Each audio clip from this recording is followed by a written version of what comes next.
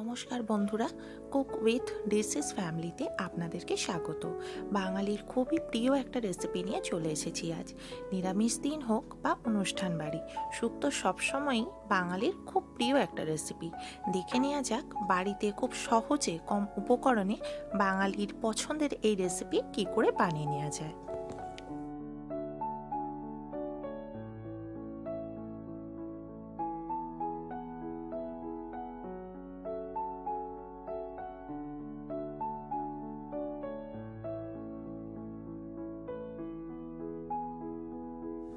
পেঁপে এবং গাজর সেদ্ধ হতে যেহেতু একটু সময় লাগে, সেহেতু প্রেসার কুকারে একটু জল একটু নুন দিয়ে পেঁপে ও গাজরটা একটু সেদ্ধ হতে বসিয়ে দিচ্ছি।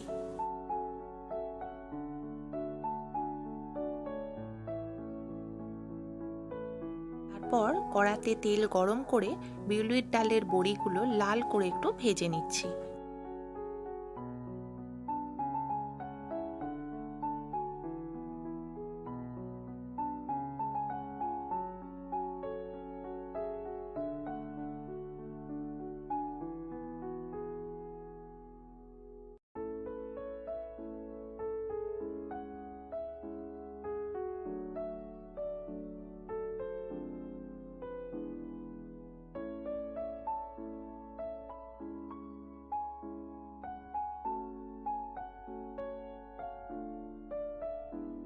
কড়া থেকে বড়িগুলো লাল করে ভেজে তুলে নিয়ে ওই তেলের মধ্যেই আরও কিছুটা সর্ষের তেল মিশিয়ে তেলটা গরম করে নিচ্ছি।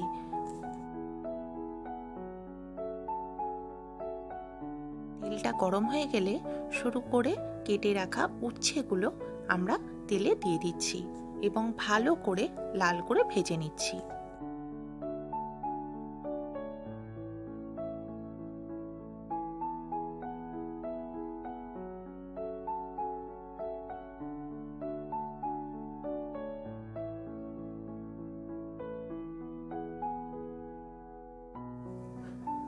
উচ্ছেগুলো আমাদের খুব ভালো করে লাল করে ভেজে নেওয়া হয়ে গেছে।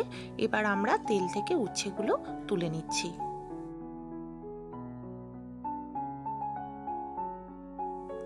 এবার আমরা ওই তেলেই কেটে রাখা আলুগুলো দিয়ে ভেজে নিচ্ছি।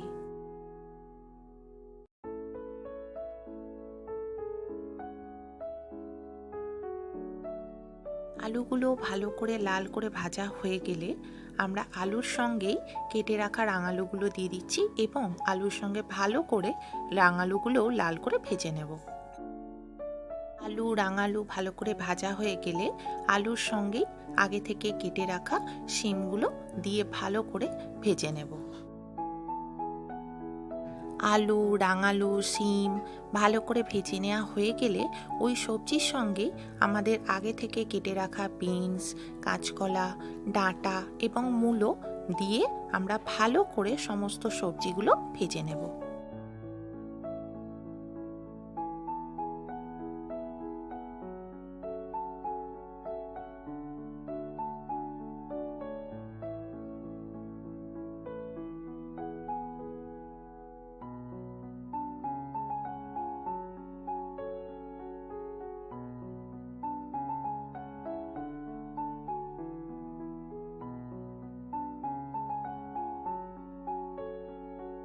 সবজিগুলো তেলে ভালোভাবে নেড়েচেড়ে নিয়ে এবার আমরা সবজিগুলোর মধ্যে পরিমাণ মতো নুন দিয়ে দিচ্ছি, দিয়ে সবজিগুলো ভালো করে আবারও নেড়েচেড়ে নেব।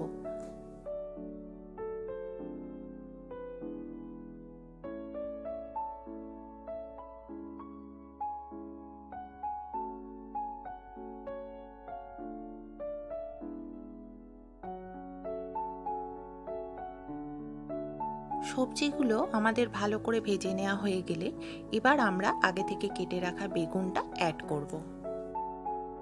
বেগুনটা অ্যাড করে আমরা সমস্ত সবজি খুব ভালোভাবে নেড়েচেড়ে নিয়ে এবার ঢাকা দিয়ে সবজিগুলো একটু সেদ্ধ হতে দেব।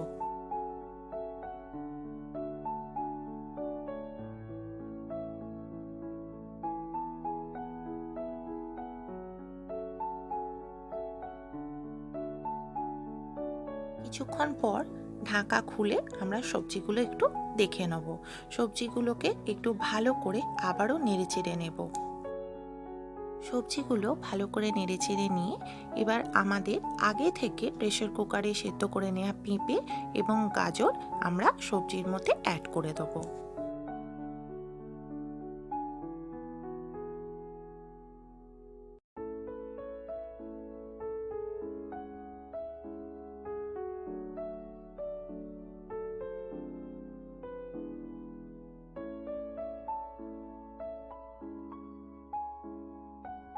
বন্ধুরা, এখানে আমরা আলাদা করে জল ব্যবহার করছি না। পেঁপে এবং গাজর যে জলে সেদ্ধ করা হয়েছে সেই জলটাই আমরা সবজির মধ্যে দিয়ে দিচ্ছি। এবার আবারও খুব ভালোভাবে সবজিগুলো নেড়েচেড়ে মিশিয়ে নিচ্ছি।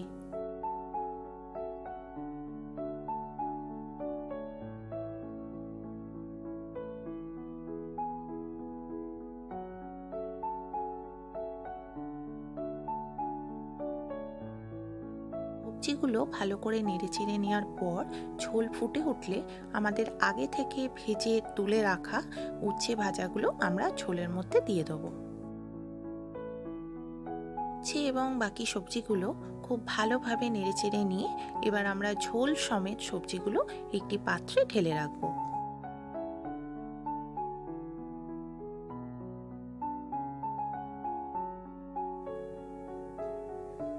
এবার আমরা কড়াতে কিছুটা তেল গরম করতে বসিয়ে দিচ্ছি।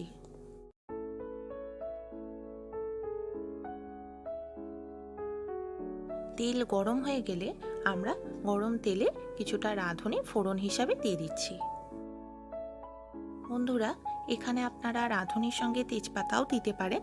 আমরা এখানে তেজপাতাটা দিচ্ছি না, আমরা শুধুমাত্রই রাঁধুনি ফোড়ন হিসাবে দিচ্ছি। এবার ফোড়নটা ভালো করে ভাজা হয়ে গেলে আমাদের তুলে রাখা ঝোল এবং বাকি সবজিটা তেলের মধ্যে দিয়ে দিচ্ছি। এবার আমরা সবজির মধ্যে আগে থেকে ভেজে তুলে রাখা বড়িগুলো দিয়ে দিচ্ছি।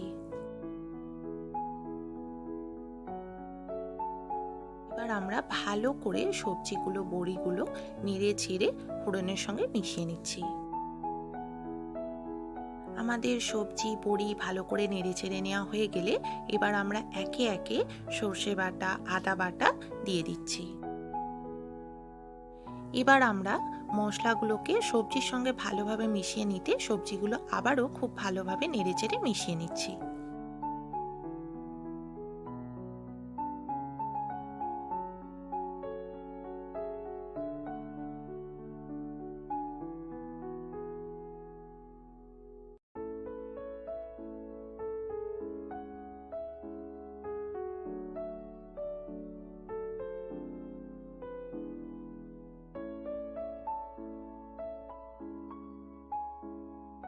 সবজির সঙ্গে মশলাটা খুব ভালোভাবে মেশানো হয়ে গেলে ঝোলটা একটু ফুটে উঠলে আমরা সব শেষে একটু ঘি দিয়ে দেবো।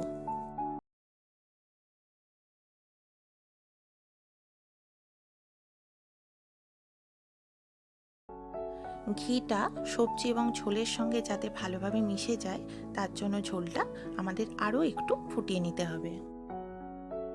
বন্ধুরা, আমাদের শুক্তো তৈরি হয়ে গেছে।